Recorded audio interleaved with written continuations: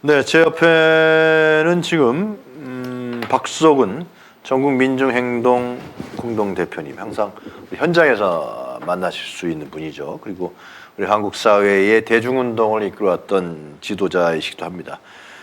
향후의 전국 방향, 향배도 저희가 들을 수 있고요. 여러 가지 내용을 우리가 접할 수 있을 것 같은데요. 대표님 감사합니다. 안녕하십니까? 예, 안녕하세요. 아침 일찍 이렇게 나오셔서 대단히 감사합니다. 예. 뭐 바쁘시죠? 굉장히 바쁘시죠 요즘에? 아니 뭐 조금요. 예. 뭐 아니 조금 어느 정도 바쁘십니까? 좀 얘기 좀 해주세요. 조금. 예. 그 뭐 잠시 집회 현장에 항상 그 우리 대표님 얼굴을 예, 볼 뭐 수가 그러긴 있습니다. 한데요. 네. 워낙에 뭐 오며 가며 사고 치고 있으니까. 네. 예, 그래서 저희들이 조금 바빠지긴 하죠. 예. 여유 있게 답변하시네. 예. 자, 한미 정상회담 아마 내일인가 뭐 오는 모양인데요. 예. 한미 정상회담 총평 좀 부탁드리겠습니다. 평요. 예. 저 이 생각 오면서 그 생각했는데요. 아, 이 빈 깡통이 요란하다 이런 생각이 나더라고요. 네. 예, 뭐 제대로 가서 뭐 챙긴 게 하나도 없잖아요. 네. 실적을 낸 게 없어요. 네.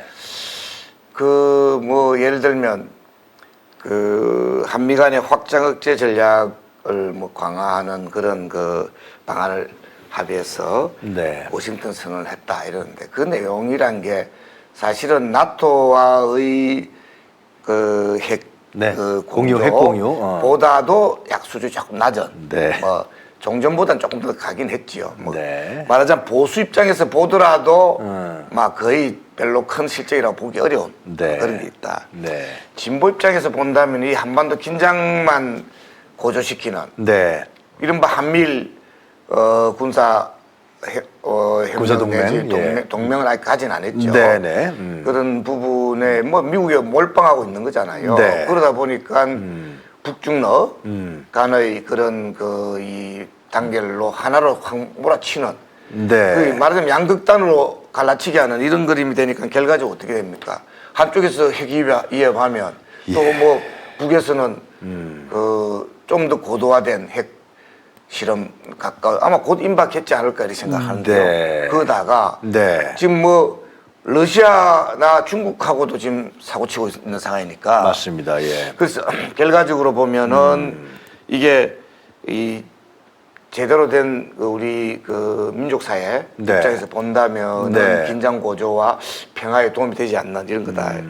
그래서 사실은 그런 과정에서 우리 네. 국민 경제적으로 본다면 가장 시급한 과제가 경제적인 측면이잖아요. 네. 네. 뭐 인프레 감축법이라든지 또는 뭐 반도체 특별법이라든지 그다음에 뭐 저 배터리 전기차 문제라든지 문제, 예. 전기차가 이제 그 IRA 네. 문제인데요. 그 뭐 전기차 보조금 주는 거 보니까 싹 다 저 이 미국 업체들만 현대기아차는 뺐습니다. 다 뺐죠. 예. 심지어는 뭐 그 현대기아차가 미국에서 생산하고 있는 자동차도 배터리가 중국산이라는 이유로 그 빼는 네. 그런 거 정도는 가서 뭔가 거 다 퍼주고 이것도 퍼주고 저것도 퍼주고 하는 판에 이런 거 정도 하나 봐줘야지 내 체면 살지 않겠어요 하고 라도 해야 될 텐데 그렇지, 예. 이 기본적인 체면도 안 살려주는 한마디로 바보 되고 한 번도 호구되고 온 그런 상황 아니냐 이렇게 생각하고 호구로 보는 거죠 미국에서. 그러다가 또 보세요 그 참 기가 막힌 수준인데요. 한심해서. 그 대통령실이 통째로 뚫혔는데 네. 도감청 도감청 문제. 예. 아.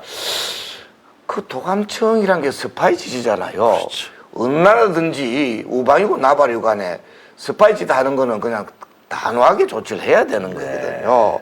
그런데 가서 친구끼리 심지어는 뭐 미국 방송국 앵커가 네. 친구가 친구를 염탐하는 것도 문제 있지 않느냐. 신뢰가 있으면 괜찮다고 있다고. 그 거의 국제 망신, 글로벌 호구가 되고 있는 이런 정도 상황 아니냐. 네. 그러면서 결과적으로는 경제적인 우리나라 굉장히 어렵습니다. 지금 그 언론에서 제대로 저 주목을 안 하고 있고 제대로 보도를 안 해서 알리지 않고 있어서 그렇지 서민 경제 완전히 내려앉고 있는 상황이잖아요. 네. 그리고 아마 조금 더 이 중반 후반으로 가면서는 네. 그 예측 불허의 그런 상황이 될 텐데 네. 그런 부분에 있어서도 다들 많은 나라들이 그 미중 간의 사실은 뭐 세계적인 패권 경쟁이 일어나고 있잖아요. 그 한편으로는 미국 쪽에 또 서지만 또 한편으로는 중국하고 거래 다 하잖아. 네, 맞습니다. 조금 전에 이야기가 그 마크롱 예. 가가지고 뭐 저 우크라이나 전쟁에 대해서는 뭐 소련을 야단 네. 치면서도 뭐 중국 가가지고는 뭐 악수하고 그다가 네. 뭐 아주 뭐 항공기 잔뜩 팔고 맞아요. 아니 국익을 위해서 경제를 위해서 그렇게 하는 거고요. 예. 프랑스만 그런 게 아니고요. 영국도 영국은 사실은 거의 뭐 미국의 포도돼 있는 예, 거잖아요. 예, 예, 뭐 예. 앞장서서 그러고 있는데 영국조차도 중국에 가서 해야 되는 경제적인 그 교류를 해야 되는 거잖아요. 그런데 경제 사실은 저 세계 경제에서 이 말하자면 시장 예. 거의 3분의 1 선에서 오락가락하는 겁니다. 모든 분야에서. 아. 근데 3분의 1 갖다 내팽개치는 방식으로 가는데 그걸 갖다가 그냥 이 방치하는 이 대한민국 영업사원 1호가 아니라 미국 영업사원 1호가 돼 있는 상황이 돼 있는 거 아니냐. 그러고 특히 좀 이 문제가 아주 굉장히 심각하게 생각하는데요. 네. 반도체가 미국 뭐 마이크론사를 중국에 수출하지 못하게 하는데 그 시장에 한국이 못 들어가게 견제를 하다. 이 대한민국을 거의 식민지 내지 속국으로 생각하는 거지. 그 주권 국가로서 말이 됩니까? 그게? 우리나라 민간 기업 하는 것까지도 하지 말라는 거예요. 주권 문제, 경제 주권, 안보 주권까지 포함해서요. 도감전 안보 주권이잖아요. 그럼요. 그 경제 주권까지 포함해서 다 그 엉망치 만들고 왔는데 결과적으로는 뭡니까? 국빈 방문에다가 그 다음에 뭐 만찬 국빈 만찬에다가 그다음 의전 해서 뭐 김건희 씨 그냥 잘 그 예쁘게 저 노출된 거 그다음에 가서 영어로 노래 부르는 거 있다고나 선전해대고 있고 저 사실은 어제 보니까 KBS MBC에서 윤석열 대통령 영어로 연설하는 걸 생중계 하더라고요. 공중파에서. 이 뭐냐고요. 국민들의 채널 선택권을 완전히 침해하는 거지. 네. 그 사실은 이게 그래서 한마디로 딱 정리하는 거는 뭐냐. 네. 빈 깡통 요란하다. 네. 이 언론의 문제 크다. 대표님은 어제 그 의회 연설 안 보셨겠지만 밤늦게 했으니까 새벽에 했으니까. 연설 봤는데요. 보셨어요? 일부 하다가 뭐 이래 보니까 영어 발음 연습은 좀 많이 한 것 같아 보이긴 하더라고요. 하여튼간에 근데 예. 제가 느낀 거는 제 개인적으로 예. 마치 그 전문을 좀 봤는데요. 제가 느낀 거는 한국이라는 나라가 예. 미국이 키워주고 미국이 은혜를 베풀고 미국에서 수혜를 받았기 때문에 이렇게까지 컸습니다. 이제 우리는 그러니까 이제는 미국 지금 어려우시죠? 여러 가지로 우크라이나 문제, 경제 문제. 제가 대통령 돼서 돌아왔으니까 도와드리겠습니다. 충성! 걱정하지 마십시오. 저는 변치 않는 사람입니다. 저는 그렇게 봤어요. 하여튼 뭐 수준이요. 예. 수준입니다. 아니지요. 일본 가서 그렇게 뒤통수 맞고 왔으면 네. 미국 가서도 뒤통수 맞을 수 있다. 네. 이런 거 생각하면서 인품 관리 해야지. 그 국격이 사람으로 보면 인품이고요. 나라로 보면 국격이잖아요. 네. 인품 관리, 국격 관리를 해야 되는데 네. 대통령이라는 사람이 기본적으로 국격을 관리를 하지 아니하고 저렇게 허접한 수준으로 그냥 밑찬 다 드러내고 오니까 그 국제적으로 보면 글로벌 호구예요. 저리 갖고 노는 그러고 여론주도청 미국의 여론주도청 사람들은 저거. 대충 해도 되는 사람이고 대충 나라도 딱 이렇게 보면 알지. 예. 그렇게 오죽했으면 앵커가 돌직구 날리겠어요. 돌직구 날린 줄도 모르고 그냥 허대고 있어요. 그렇게 참 행편무인지경이다 이렇게 정리할 수 있어요. 어제 의회 연설하면 이게 우리나라 사람은 우리가 영어를 못한다는 게 그 뭐 저거 아니잖아요. 창피한 거 아니라. 그뿐만 아니라요. 기본적으로 가서 우리말로 해야 돼요. 당연하죠. 대통령인데 지가 아무리 영어 잘해도 대통령 영어 별로 잘할 것 같지도 않던데. 아니 보니까 우리는 혀가 안 돌아가지 않습니까? 그러니까. 구조상 혀 돌리려고 하여튼 노력하는 모습이 보이더라고요. 연설 많이 했다고 약간 이야기했잖아요. 연습 많이 했어요. 근데 어쨌든 그런 거 갖고 가서 관심 살려고 하는 거가 맞아요. 굉장히 참 우리 대한민국이 GDP 9위라고 하고 뭐 군사력도 6위라고 하잖아요. 그럼요. 예. 중견 국가로서 그 사실은 나름대로의 품위가 있고 국격이 있는데 참 기가 막히는 나 제일 큰 문제가 이 주권에 대한 개념이 없는 거 아니냐. 이게 참 그 대통령으로서 스스로 대통령이길 포기하고 있는 네. 그런 측면이 있지 않나 생각까지 했습니다. 예. 대표님 탄핵 사유가 계속 쌓이고 있는 거 아닙니까? 물론 뭐 그러긴 하죠. 근데 문제는 사유만 갖고 해결이 안 돼요. 글쎄 말이야. 뭐 실제로 실행할 수 있어야 되는 거잖아요. 예. 아직까지 실행이 할 수 있는 상황은 아니고요. 네. 예. 단핵이 되려면 사실은 물론 뭐 그 가능성이 올해도 좀 가능성이 조금 있긴 합니다. 아, 그래요? 우리 실력으로는 잘 안 돼요. 어떻게 할 수가 없잖아요. 야단만 치지. 그리고 속으로 우시하고 뭐 술 마시면서 우시하고 있지만 실제로는 어떻게 손을 볼 수가 없잖아요. 네. 예. 그런데 참 기상천외한 그 뭐 나의 상상력까지 초월하는 내가 굉장히 상상력이 풍부한 사람인데 네. 나의 상상력까지 우리 상상력을 초월하는 그런 수준의 아마 사고를 계속 칠 가능성이 좀 있다. 그래요. 그래서 뭐 언제 어떤 방식으로 사고를 칠지는 사실은 특정할 수 없어요. 그건 필연적 우연이라고 합니다. 그런 거는. 사고를 칠 수밖에 없는 지금 여러 가지 조건들이 있는데 어떤 시기에 어떤 방식으로 사고를 칠 건지 우연이에요. 예. 그래서 그걸 갖다가 우리가 효과적으로 잘 받아치기 해서 뭐 붙이게 하면 뭐 올해도 혹시 어찌 될지 모른다는 생각도 들긴 하지만 그건 뭐 우리 실력으로 하는 게 아니잖아요. 결과적으로는 내년 총선에서 그 좀 뭔가 국민적 의지를 잘 표출해야 되는 거 아니냐. 총선에서 그러려면 민주당이 잘해야 돼요. 민주당이 독식하려고 덤비들면 안 되는 거예요. 그렇죠. 예. 사실은 촛불항쟁의 그런 크다는 성과에서 촛불연대, 촛불 그 동맹으로 가야 되는데 촛불연대나 촛불동맹 내팽개치고 촛불항쟁의 성과를 독식하면서 즐겼잖아요. 맞아요. 예, 그러면서 막판에는 관료들한테 휘둘리고 재벌들한테 휘둘리고 해가지고 고스란히 권력도 건설 못하고 고스란히 저 윤석열 일당한테 기득권 집단들한테 조중동한테 네. 그 다음에 저 재벌들한테 권력 갖다 바친 거 아닙니까? 네. 그런 거 성찰이 없어요. 예. 그럼 지금도 보면 아주 소소한 그런 거 갖고 집착하면서 저는 그렇게 생각해요. 제대로 계획하는 거는 국진당 쪽에서 그 여러 가지 발목 걸으니까 어버버하고 제대로 뭐 내부적으로 또 이상한 사람들 있잖아요. 네. 그래 발목 잡는데 어떻게 야합하는 거는 어떻게 찰떡궁합처럼 잘하는지 뭐 부자 감시하는 문제라든지 부동산 규제 완화하는 문제라든지 서민들 그 등에 칼 꼽는 이런 짓들은 그냥 찰떡궁합으로 가잖아요. 네. 그런 부분들에 대해서 저 제대로 성찰하고 올바른 계획 노선으로 가야 되는데 그게 제일 큰 문제죠. 어젠가 그 양국 간호법도 예. 본회의에서 통과됐고 그 전에 양국관리법은 거부권 행사했고 예. 그 다음에 대표님이 계속해서 주장하셨던 여러 가지 관련 그 입법들이지 않습니까? 예. 노조 2조 노조법 2조 3조 말이 노조법 2조 3조 하면 일반 국민들이 저게 무슨 말이지 노조법하고 2조 3조 그 뭐 실감이 안 나잖아요. 네. 가장 중요한 게 뭐냐면 진짜 사장하고 교섭할 수 있어야 된다. 그 말하자면 간접고용 비정규직 하청 뭐 좋은 말로 간접고용 비정규직 하청 노동자들이 네. 실제로 결정권을 원청들이 다 결정을 하잖아요. 근데 하청 노동자들이 그 열악한 우리 사실 제일 불쌍한 사람들 아닙니까? 네. 그 제일 열악한 이 비정규직 노동자들이 노동조건을 개선하기 위해서 뭔가 하면 다 불법돼 버린 거예요.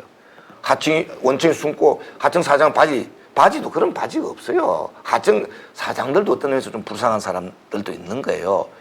그 한마디로 이야기하면 마름하고 소작인 정도 좀 되는 지주하고 해결해야 되잖아요. 근데 지주하고 해결 못하도록 강제가 돼 있는 게 우리 노조법. 네. 그래서 진짜 사장하고 교섭하게 하자. 그 다음에 또 하나는 그러다가 하면 다 모든 게 불법이에요. 움직이면 불법이에요.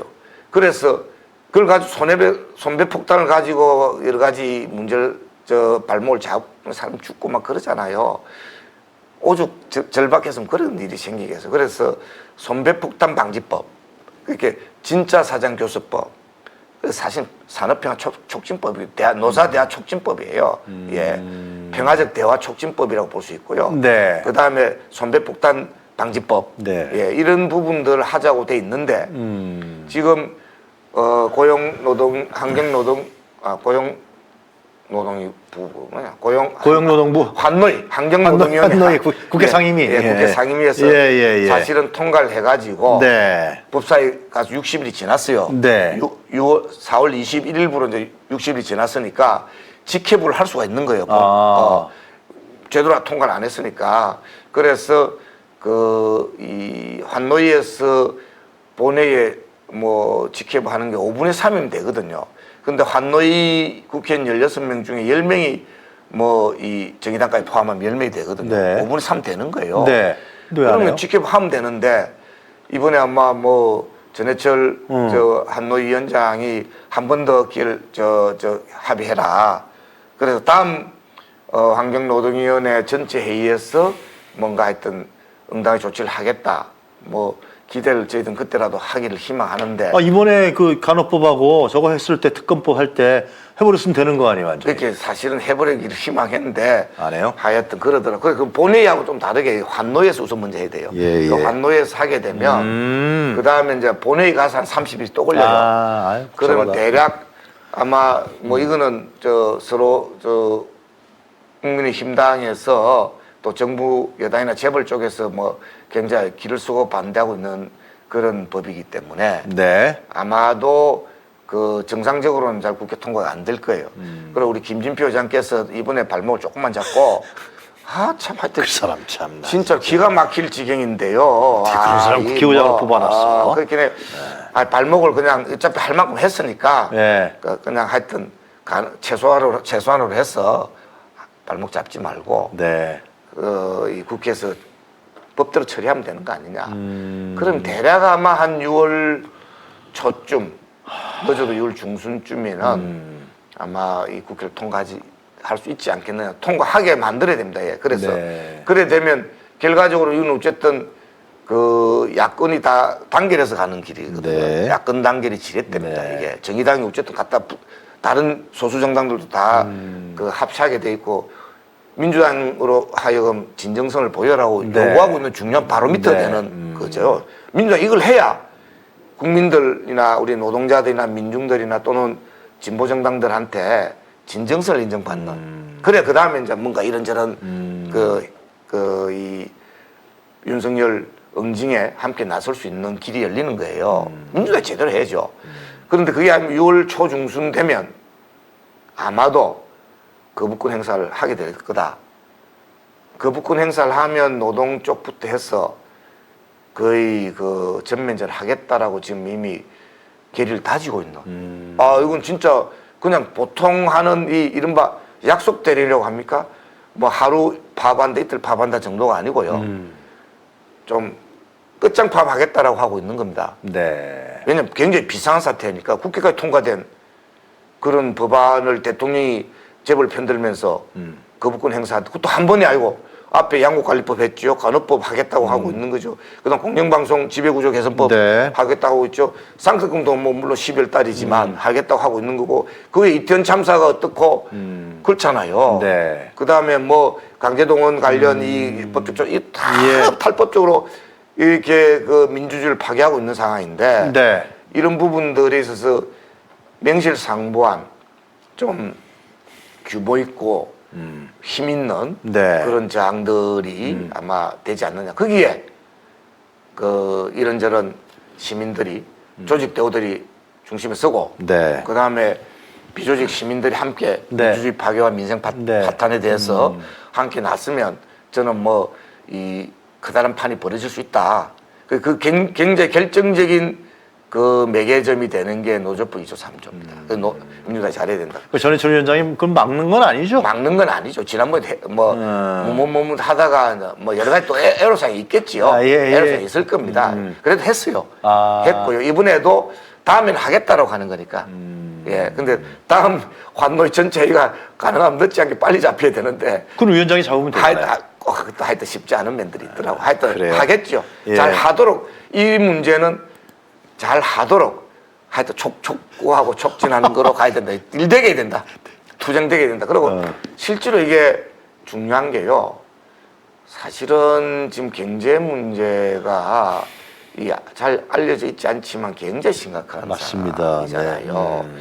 그 우리나라 뭐 지금 올해 들어서만 해도 그 수출이 엄청나게 무역 적자가 네. 뭐 수백억 달러로 지금 네, 계속 눈덩이처럼 늘어나고 불어나고 있잖아요. 있습니다. 네. 예, 그런 상황인데 작년에도 적자였는데 올해는 네. 이미 넉 달 동안에 뭐 절반 돼버렸다는 거 아닙니까? 석 달 동안에 넉 달 아직 통계도 안 나온 거죠. 예. 그런데 이 과정에서 지금 윤석열 정권이 그 이른바 외교 정책 그 거꾸로 가는 바람에 네. 지금 경제적 파국이 좀 더 빨리 올 수도 있는. 예를 들면 러시아하고 우크라이나 무기 문제가 한편으로 세계 평화 우리가 전쟁에 왜 개입하냐 하는 문제도 있지만 실제로는 경제 안보에도 굉장히 큰 이 문제가 되는 네. 그런 상황이지요. 그다음에 뭐 러시아하고 또 그래도 우리가 경제 관계가 네. 좀 아주 1, 2등은 아니잖아요. 중국은 거의 뭐 거의 뭐 우리는 뭐 그런 예. 상황. 뭐 예. 안미 경중이라고 이야기했잖아요. 안보는 미국하고 경제는 중국하고 네. 이럴 정도로 옛날에 아주 어려운 때도 그렇게 했단 말이죠. 네. 근데 중국이 지금 작심하고 이른바 저는 뭐 비공식적인 규제를 하고 있는 거로 저는 생각해요. 왜냐하면 통계가 딱 그래 나와요. 대중국 이 무역 적자가 네. 작년 1월부터 4월까지는 흑자였어요. 네. 근데 작년 5월부터 정확하게 적자로 돌았어요. 윤석열 들어선 다음부터 5월이 윤석열 정부 출범이라는 걸 아시는구만. 5월 10일입니다. 그러니까. 다 기다리고 있습니다. 근데 지금. 딱 5월부터 예. 딱 5월부터 그 무역 적자가 돼가지고요. 연말까지 쫙 무역 적자를 모아 보니까 1월 달부터 4월 달까지 무역 흑자가 그래도 좀 많아가지고 조금 그래도 흑자였어요 전체적으로. 예. 흑자였지만 어쨌든 정확하게 5월부터 월별 무역 적자를 보면 계속 적자였어요. 그리고 올해 들어와서 확 늘어나고 있는. 네, 적자 폭이요. 예, 이런 상황이거든요. 이게 이번에 아마 대만 예, 대만 아니, 자기 앞가림도 못하는 주제에 하여튼 이 XX 같은 수준이에요. 네. 예, 그래서 그래서 이제 중국하고 본격적으로 이제 경제적으로 척을 지게 되면 그게 이제 여파가 미치는. 그래서 이제 지금 추경호 기재부 장관은 거의 헛소리 수준의 이야기를 하잖아요. 지금 뭐 어찌하면 무역이 적자가 되면 중국 관광객들 많이 받아들여가지고 해결하면 된다고 이제 정신 나간 사람이에요. 그 명동을 가보세요. 네. 명동을 가보면 지금 외국인들이 득실득실해요. 네. 많이 늘었어요. 네. 근데 중국 사람이 안 보여. 간접 통제하는구나 결국 지금. 중국 사람이 안 보여요. 이 책상물에 앉아가지고 그냥 재벌들하고만 노느라고 제대로 실물 경제에 대해서 제대로 점검도 안 하고 있는 거의 수준 미달이에요. 무역 적자 나고요. 그 다음에 뭐 이런 무역의 잘 안 되고요. 우리나라 서민들 사실은 어떤 의미에서는 그 관광 수입도 굉장히 크잖아요. 그렇죠. 경기에 굉장히 영향을 많이 미치는 건데 네. 서비스 산업이 네. 서비스 산업화돼 있잖아요. 서비스 산업의 상당 부분이 관광하고 연동돼 있는 거예요. 그런데 제일 큰 고객층 중에 하나가 지금 거래돼 있는 거고 왜 긁어서 도리어 덧내냐고요. 왜 긁어서 덧내냐고요.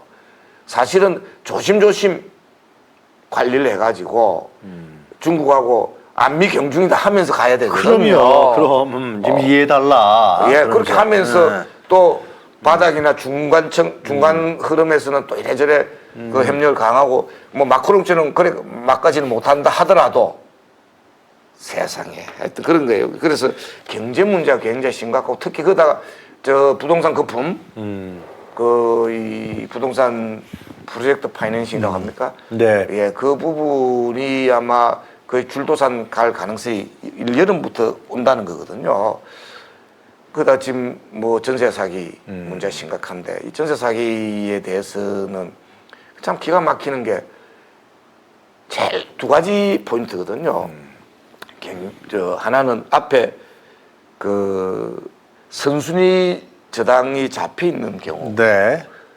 저당에 다 가니까 전세 보증금 받는데 한계가 있어요. 우선변제뿐에는 안 되잖아요. 그다음 두 번째는 국세가 또 국세 지방세가 앞서서 있는데 네. 이 부분 이번에 이제 해결한다는 거잖아요. 그래 좀 나아지겠죠. 근데 앞부분 해결이 안 되는 거예요. 네. 그래서 본질적인 해결책은 뭐냐면 전세 채권 반환, 전세 채권 반환 청구권을 국가가 그 국가 내지 펀드를 만들어서 매입을 해가지고 네. 그걸 아주 효과적으로 집행을 해서 그 정리하면 결과적으로 서민은 살리고 또 한편으로는 그 부동산 투기도 일정 정도 저 견제할 수 있는 면들이 있는데 이자들이 그거는 부동산 그거 하는데 네. 산업은행 등이나 통해 가지고 프로젝트 파이낸싱 그로 부도가 날 위험이 있는 그 건설회사에는 24조나 대출해 줬잖아요. 그다음에 또 최근에는 뭐 부동산 그거 갖고도 안 되게 프로젝트 파이낸싱 펀드를 1조를 만들었어요. 네. 그렇게 하는데 이게 또 한 1조든 2조든 만들어 가지고 펀드 만들어서 돈 주자는 게 아니잖아요. 네. 펀드 만들어서 최대한 그 부실채권이라고 볼 수 있죠. 예. 인수를 해서 네. 그다음에 그걸 갖다가 살려내는. 네. 옛날에 우리 외환위기 때 그랬죠. 그보다 더 심한 경우도 다 했잖아요. 근데 가장 참 밑바닥에 우리 청년층들 그 전세 피해 보는 눈물 나는 이 사람들 그 안 하고 재벌들이나 건설회사들 배불린 데는 그냥 쑥쑥 가잖아요. 이거는 응징이 필요한 상황 아니냐 이렇게 생각합니다. 저는 이 국가 재정이라는 게 이런 데 쓰는 거다. 네. 예, 국가란 게 이런 거다. 네. 해야 되는데 그걸 안 하고 있는 겁니다. 근데 그건 뭐냐? 부자 감세. 부자 감시하느라고 재벌 감시하느라고 재벌 몇 조씩 하잖아요.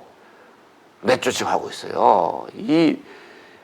그 돈 가지고 아니면 재벌 감시하면 막아도 이런 돈 아무 문제도 없이 우리나라 돈 많은 정부예요. 돈 많아요. 돈을 제대로 엉뚱한 데 쓰고 있어서 그렇죠. 돈 제대로 쓰게 만들려면 정부가 권력이 정치가 바로 가야 되는 거예요. 민주당 정권도 마찬가지잖아요. 그런 거 하는 데는 그냥 야합해가지고 찰떡궁합대가 가잖아요. 부자 감세, 그 다음에 부동산 규제 완화 이런 데는 네. 가고 있잖아요. 촛불 정부가 망한 제일 큰 이유가 그런 기득권층들에 대해서 경제정의를 세우는데 실패했기 때문에 그런 거예요. 서민들의 민생, 생존권, 법적 권리 지키기 위해서 앞장서서 권력이 해야 되는 건데 그걸 안 하고 있는 거예요. 사실은 이걸 해야 돼요. 참 전세 사기 당한 이 잘못된 부동산 정책 때문에 생긴 일인데 뒤처리도 개판인 거예요 지금. 자, 대표님 다음 주 월요일이 메이데이 아닙니까? 예. 노동절인데요. 그날 아마 이제 민노총이나 항노총 행사들이 많고 예. 기층 대중들의 행사들이 많겠죠. 그날은 주로 노동 메이데이이기 때문에 네. 주로 노동자 집회를 중심으로 네. 전국 동시다발로 네. 이렇게 예정되고 있죠. 서울만 해도 몇만 명 정도가 모인다는 거고 전국적으로는 수십만 명이 모여서 네. 한다는 거고요. 약간 좀 분기탱천에 있는 상황이기 때문에 네. 분기탱천에 있는 거죠. 그래서 3월 25일 날에 이제 일종의 워밍업을 한 거지요. 네. 일종의 투쟁 선포 비슷하게 했잖아요. 일종 범국민대회를 하면서 네. 5월 1일 날은 이제 본격적인 투쟁을 아마 들어가는 거고요. 그리고 아마도 그 5월 말부터는 금속 노조가 경고파업을 한다는 거거든요. 예. 그리고 6월 달 들어가서는 이 본격적인 투쟁들이 진행되고 임단투가 진행되기도 하고요. 네. 최저임금. 네. 최저임금을 국민임투라고 보통 이야기하잖아요. 예. 그렇게 가서 7월 초에는 아주 한 2주 이상 가는 전면적인 대파업을 하겠다고 하면서 민주노총에서요? 예, 그렇게 하고 있고요. 그 다음에 제가 아까 6월 초중수라고 이야기했잖아요. 네, 노조법. 노조법 2조, 3조 아마 거부권 행사하면 네. 7달 걸 땡겨서 하지 않겠나 생각합니다. 네. 그래서 내가 그거 중요하다고 계속 이야기하는 거죠. 근데 아무리 엉망 개판을 치더라도 준비되어 있는 투쟁이 없으면 이게 참 지속적으로 투쟁하기 쉽지 않습니다. 맞습니다. 그런데 어쨌든 지금 준비된 투쟁이 딱 길목을 잡고 있기 때문에 그래서 난 민주당이 좀 제대로 빨리 해서 네. 국민 전화를 빨리 해야지요. 쫓아오기 급급해요. 쫓아오는 것도 잘 안 돼가지고 약간 좀. 근데 제가 어제 오늘 아침인가 뉴스 보니까 부산 있지 않습니까? 예. 부산이 동네방네 촛불이라고 제목이 났는데 예, 예. 부산의 제시민사 전에 박근혜 때 그 탄핵 때 예, 생각이 나는데 예. 부산의 제시민사회단체들이 다 총집결하는 것 같습니다. 부산은. 근데 뭐 직결해서 네. 전체적으로 다 지금 부글부글은 하고 있지요. 네. 근데 그건 아직까지도 전면적으로 말하자면 큰 판으로 만드는 데는 몇 단계를 더 거쳐야 된다고 생각을 하고 그래요? 있고요. 그러나 어쨌든 매우 중요한 출발이다. 이렇게 보고요. 저 동네방네 촛불이나 이런 건 시작이죠. 네. 그런 거고 어쨌든 이 기세를 만들어야 돼요. 이 양도 사람들 참가자 숫자도 더 획기적으로 늘어야 되고 맞아요. 한편으로 기세를 만들어야 돼요. 예, 그래서 이래저래 여러 흐름들이 있잖아요. 촛불 전환 행동의 흐름들이 있지만 그건 확장력의 한계가 있는 거잖아요. 네. 예. 그다음 또 뭐 언론들 중심으로 해서 뭐 비상시국회인가? 한다고 하지만 그건 또 동원력에 있어서 한계가 있는 거잖아요. 그래서 저는 어쨌든 중심대오가 제대로 아마 파괴를 갖고 나가면서 하객진으로 네. 자총용 500호 하객진으로 이 한쪽 날개 또 한쪽 날개 양날개로 해가지고 이 양날개가 뭡니까? 이 강제동원 그 굴욕해법 네. 그다음에 오염수 네. 해양투기 네. 이런 이 문제 또 하나는 이태원 참사 같은 민주주의 파괴 네. 이런 부분들까지 붙이고 거기다가 저는 주력대오에 들어가야 될 게 이제 쌍특검 네. 같은 이런 이른바 공정 네. 합법 법치주의까지 다 네. 망가뜨리는 거에 대해서도 거꾸로 우리가 치야 되는. 그렇죠. 예, 그래서 중앙 대우가 노조법 2조 3조 양곡관리법 그다음에 거기다가 민주주의 파괴하고 언론 자유 관계되는 공영방송 네. 지배구조 개선법 네. 거기다가 쌍특검 네. 쌍특검 지금부터 계속 같이 붙여야 돼요. 네. 그게 이제 중군이 돼 중앙군사 중앙군사 대우가 돼 중군이 되는 거고요. 네. 좌군 자군으로는 이제 자가 이쪽이네. 저쪽이 헷갈리네. 좌군으로는 네. 이태원 참사 특조위법 네. 이렇게 가고 우군으로는 강제동원 그 다음에 오염수 해양투기 저지 이렇게 가면서 큰 판이 이루어지지 않겠느냐 이렇게 보는데 아마 윤이 뭐 피하기 어려울걸요. 네. 근데 다만 어느 시기에 어떤 방식으로 판이 이제 펼쳐질 것인지는 약간 좀 봐야 되는. 예, 여기 민주당이 거의 필연적 우연이라고 하는. 알겠습니다. 예. 민주당이 주춤주춤하지 말고 그 대우에 적극적으로 합류하고 민주당도 아마 그 수밖에 없을 거다 이렇게 네. 생각하는데 제정신이면 네.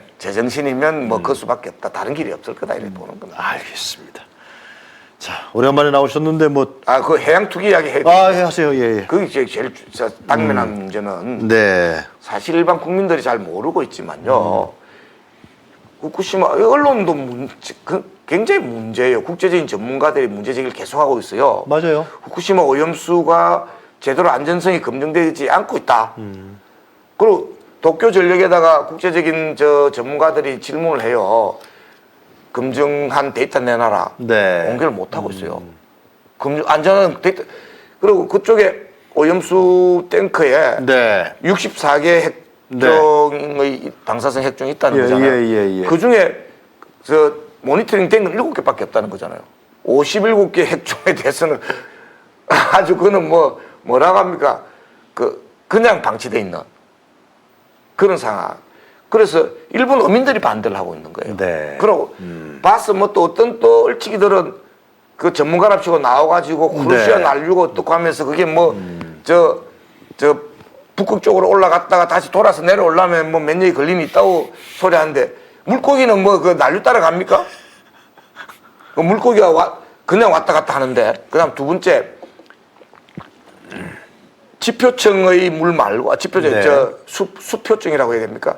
말고 중간층의 물은 밑으로 흐른다는 거예요. 네. 그러다가 태풍 한 불어버리면 그게 뒤섞여 가지고 그걸 한반도에 비를 뿌린다는 거예요. 그 비만이 아니라 그 물이 아래로 섞인다는 거예요. 바로 제일 가까운 우리나라로 바로 오게 돼 있는 거다. 그래서 결과적으로는 이 굉장히 위험한 거다. 안전성이 검증되지 않은 거다. 그래서 이제 우리들이 요구하는 건 뭐냐? 이게 IAEA가 뭐 어쩌고 하면서 지금 사기치려고 하고 있잖아요. 그건 안 그러다가 말이야, G7 국가들 저 히로시마 G7 국가에서 뭔가 사기치려고 그 일본 정부가 하고 뭐 미국이나 이런 G7 국가들이 동조해가 아주 사기를 칠 뻔했는데 네. 얼마 전에 환경장관 G7 환경장관에 의해서 독일에서 독일 그 녹색당의 환경부 장관이 안 돼. 그거 위험하다. 안전하지 않다. 환영할 수 없다. 이렇게 박았어요. 네. 그래서 아마 G7 회의에서 박수 받고 뭔가 우짜 해보려고 하다가 지금 발목이 잡혔는데 어쩔 줄 몰라요. 그는 네. 그런 거고요. 아마 7월 달쯤에 할 가능성이 있죠. 근데 이 과정 속에서 우리는 바로 해야 되는 게 국제적으로 국제법적 권능을 가진 기관이 있어요. 국제해양법 협약이 우리나라도 가입했고 일본도 네. 가입해 있어요. 거기서 설립되어 있는 게 국제해양법 재판소가 있어요. 네. 국제해양재판소에 제소를 할 수가 있는 거예요. 제소하는 거는 문제는 정부만 할 수 있어요. 그게 문제더라고요. 예. 국회에서도 못해요. 예, 정부만 할 수. 그래서 국회에서 정부 하라고 제소를 촉구하는 결의안을 만들면 되는 거예요. 그렇죠. 예. 예. 국민들이 하라고. 윤석열 대통령도 그러잖아요. 국민들 식탁에 저 방사선 오염된 식품 올릴 수 없다라고 말은 또 그래 하고 있잖아요. 네. 근데 암만 안 하고 어버버 하고 있잖아요. 근데 이 부분들이 국민들 여론이 제대로 알려지고 문제 제기를 하면 국제해양법재판소에 제소해라. 제소하면 이제 뭐 시간은 원래 안 걸린다. 한 2주 내지 한 달이면 가처분 결정이 내려진답니다. 네. 그럼 너무 명확하답니다. 이거는 저 국제적 전문가들이 네. 다 그래 이야기하고 네. 있는 거니까요. 그리고 이 내용이요. 저는 그럼 어떻게 해결할 거냐? 본토에다 저장해야죠. 본토에 저장해야 된다. 할 수 있대요. 할 수 있대요. 그는. 네. 다만 본토에 저장할 돈도 있고 땅도 있고 한데 그걸 안 하고 맞아요. 값싸게 땡처리 하겠다. 이런 겁니다. 그 땡처리의 그 국가는 제일 가까운 나라인 한국, 그 다음에 대만, 중국, 태평양. 필리핀, 인도네시아, 그 다음에 그 호주, 뉴질랜드, 그다 태평양 위에 크루즈 난로를 타고 절로 갑니다. 카나다, 미국인데, 카나다, 미국의 그런 쪽에 있는 환경단체들하고도 또 일본의 평화 세력들, 탈핵 세력들, 그 다음에 중국이나 대만, 그 다음에 대만은 약하죠. 좀. 그러고 필리핀, 베트남, 인도네시아, 호주, 뉴질랜드 이런 쪽의 그 태평양 연안의 그런 말하자면 국가들. 네. 그리고 평화 환경 세력들에다가 유럽에 있는 또 탈핵 세력들. 아까 독일 환경부 장관이 그러잖아요. 유럽에 어쨌든 그쪽도 녹색당 세력이나 또 일반 진보 세력들이 나름 네. 힘이 있는 데니까 국제적인 말하면 여론을 일으켜야 돼요. 너무나 진실이 명확하기 때문에. 그래서 이 내용은 한마디로, 그럼 용어가 방류라고 하면 안 된다는 거예요. 해양 투기. 왜 방류란 거는 전문가들 말에 의하면 원전 발전소를 정상적으로 운영하더라도 냉각수가 있잖아요. 냉각수를 안전처리해가 내보낸다는 거예요. 예, 그게 방류라는 거예요. 그 정상적인 운영하는 과정에서 물이 불가피하게 바다로 나가는 거는 네. 그걸 안정성 검증해서 내보내는 게 방류라는 거예요. 근데 이건 사고가 나가 있는데 네. 이미 사고 나서 방사성이 오염이 돼가 있는데 제대로 처리를 7개 핵종에 대해서만 뭔가 모니터링 됐고 나머지 57개는 점검도 안 돼 있는데 그걸 갖다 그냥 한다는 거잖아요. 그 핵발전소 폐로 망가진 원자로 알겠습니다. 안에 밑에 깔려 있는 그 오염 핵물질은 그냥 방치돼 있는 거거든요. 그래서 제2의 태평양 네. 전쟁을 일본이 일으킨다 그런 얘기가 그래서 나오더라고요. 저는 뭐 이렇게 이야기하죠. 네. 저게 이번에 해양 투기 하려고 하는 것은 바로 이 저강도 인류에 대한 핵 테러다. 맞아요. 저강도 막 핵폭탄은 아니잖아요. 네. 근데 저강도 핵 테러다. 저강도 이렇게 핵 테러. 그러고 예. 실제 일본이 그 핵물질 해양 투기에 대해서 결사 반대를 했어요. 93년도에. 1993년도에 저 러시아가 저 러시아가 깜짝깜짝 그쪽에 북태평양 쪽에서 관계가 있으니까 제가 그쪽에서 저 뭐야 핵 오염 물질 이제 해양 투기를 하려고 안전성 짜이는 맞아요. 다 예. 처리해가지고 한다고 했을 때 막 일본이 길길이 날뛰면서 맞아요. 그 저 국제적으로 여론 만들고 막 난리쳐가지고 결국 투기를 못했어요. 주고 한 입에 두 말하면 안 되잖아요. 그런데 그런 것들을 하기 위해서는 결과적으로 뭐냐? 저희 전국적인 지금 한 800여 개 단체로 예. 이 후쿠시마 방사성 오염수 해양 투기 저지 공동행동을 만들었어요. 네. 제가 출발했고. 그러시군요. 그리고 이제 더 중요한 거는 해안에 있는 네. 남해안, 동해안, 서해안에 있는 주민들, 네. 제주도, 네. 제주도는 그 직격탄 바다. 그 참 어렵죠, 그게. 그래서 그쪽 분들하고 지금 지역 조직을 만들고 있어요. 그래요? 지역 조직을 만들어 가지고, 그리고 그분들은 다만 이런 뭐 진보 민주운동들만이 아니라 시민사회 단체만이 아니라 네. 생활협동조합 하시는 분들, 네. 그다음에 뭐 먹거리 안전운동을 하시는 저 예. 학부모들, 예. 그러다 환경운동 하시는 분들, 이런 분들이 함께 같이 심각성을 느끼고 네. 그렇게 참여하고 있는 거예요. 그래서 아마 5월 20일 날을 저희들이 집중적인 그 전국적인 투쟁을 하는 날로 지금 길목을 잡아놨어요. 예, 5월 20일. 그 단체 이름이 다시 한번 불러주시죠. 예, 후쿠시마 후쿠시마. 방사성 오염수 해양 투기 저지 공동행동. 네. 한 800여 개 단체가 대단하네요. 이미 돼 있고 앞으로 늘어날 겁니다. 그래서 전국적인 그런 네트워크로 해가지고 동시행동을 할 거고요. 네. 이 문제는 아마 내 생각에는 윤석열이 골병 들 거라고 생각해요. 네. 말 안 들으면. 네. 예, 그리고 어쩌면 윤석열이가 중간에 도중에 항복할지도 모르는 그런 네. 왜냐 이 먹는 문제, 맞아요. 식품 안전 문제고 아이들 안전 문제인데요. 그 문제들에 대해서 말하자면 우리가 본격적으로 투쟁을 해야 되는 그러니까 이거하고 아까 말한 중군 네. 중군하고 상승작용을 일으키면서 네, 알겠습니다. 아마 갈 겁니다. 네. 알겠습니다. 예. 우리 시청자분들이 여러 가지 뭐 답답하다 어떻게 삽니까 뭐 그런 분들이 많은데 채팅방에 우리 대표님 말씀 들으면서 아주 답답한데 불행하게도 우리 힘으로 1부터 100까지 해가지고 우리 힘으로 다 쌓아올리기는 지금 현재 역부족입니다. 현재 뭐 솔직합니다. 제가 뭐 하고 싶지만 잘 안 되는 상황이 있습니다. 예. 네. 그러나 필연과 우연. 필연적 우연. 필연적 우연으로 윤석열 정권이 여러 가지 모순점 속에서 온갖 짓거리를 다 하고 있기 때문에 네. 막 우리가 지금은 상상을 못하는 기상천외한 사고들 치게 될 가능성이 굉장히 높다. 그게 이제 필연적 우연이다 보면 그걸 갖다가 우리가 이 조직된 대우부터 시작해서 준비된 대우들이 그걸 만들어 나가야 이미 된다. 이제 만들어 나가고 있고 그런 부분들을 포착해서 힘을 집중해서 힘이란 뭔가 화객질이라는 게 뭔가 중군이 밀고 양날개에서 같이 치가지고 삼면에서 힘을 집중시키니까 이게 뭡니까 그 삼국지 제갈량 공포 아닙니다. 이수인 장군의 이사진구나. 그러네. 이수인 장군의 그 전법이 하객진 전법이 하객진. 말하자면 옛날 고대 병법의 진수를 해전에다가 실행을 한 겁니다. 심지어는요 일본 해군 네. 일본 해군이 이 20세기 초반에 19세기 말 20세기 초반에 청일전쟁, 러일전쟁에서 다 객파를 하잖아요. 네. 그때 썼던 전법이 이순신 장군의 전법을 응용한 거잖아요.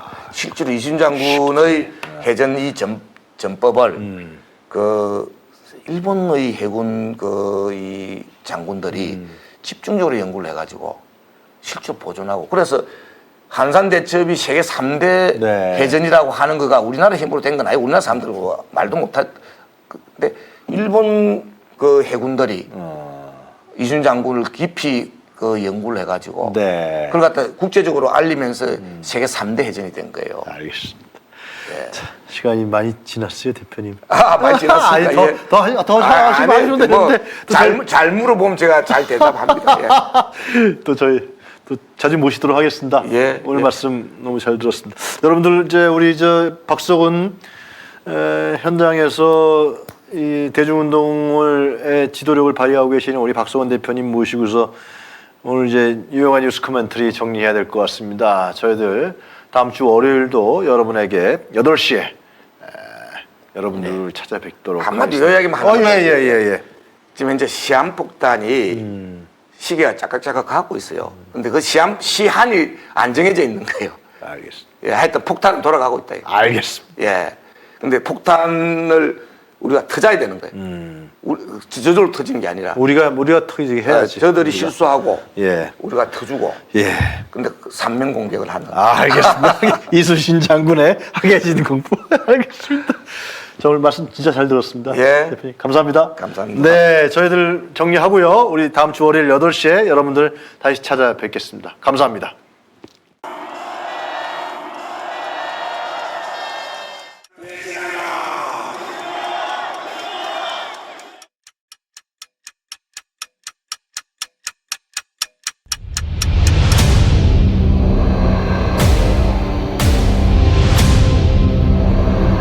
정부에서 할 거는 마약 쏙보다 두들이 잡아야 돼. 일본한테 유린당했는데 또 우리가 힘이 없을 때 일본이 힘이 돼주는 도움을 받은 경우가 있어. 근데 우리가 일본을 이용해야 된다. 용산에는 용이 와야 돼. 요주를 들고 와야 돼. 명백한 국정농단이죠. 천공이 답변해야 될 문제입니다. 상당히 이제 충격적이었죠. 그게 어떻게 가능하겠냐 이렇게 반문을 했거든요. 한 말씀 해주세요. 나는 기자들하고 한 번도 안 해. 김건희 여사하고 아직 연락하세요 지금요? 국정 운영에 천공이 개입한다고 인과관계를 보고 한번 찾아보도록 하겠습니다. 본 다큐 영화는 리오더 펀딩으로 제작됩니다. 3만원 후원 회원은 시사회 티켓 2장, 5만원 후원 회원은 시사회 티켓 2장과 영화 제작 포토 에세이집을 추가로 드립니다. 서울의 소리 유튜브 구독 회원에 한해 서울의 소리 유튜브와 서울의 소리 공식 홈페이지에서 다큐 제작 후원에 참여하실 수 있습니다. 서울의 소리 구독 회원 여러분이 대한민국 민주주의와 한반도 평화를 사수할 역사적 다큐멘터리의 주인공이 되어 주십시오.